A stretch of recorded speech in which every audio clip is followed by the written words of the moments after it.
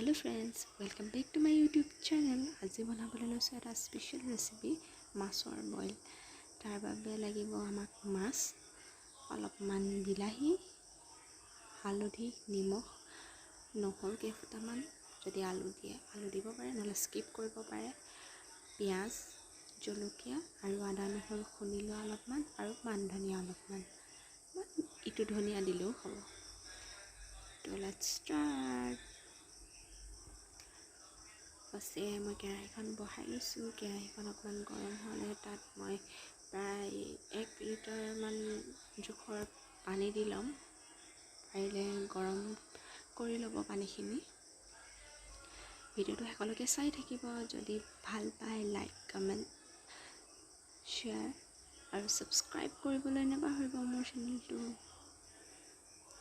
এয়া দেখিছে, পানীখিনি বক বককৈ উতলাৰ পিছত মই তাত মাছ কেইডোখৰ দি লৈছোঁ।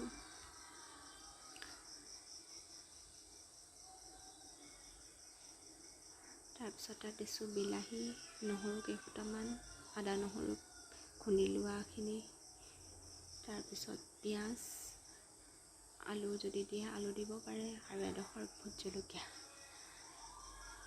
আৰু নিমখ, হালধি।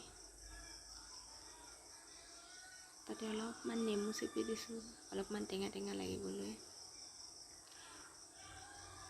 আপোনালোকে ঘৰত বনাই খাই চাবচোন, কেনেকুৱা লাগে নিশ্চয় জনাব।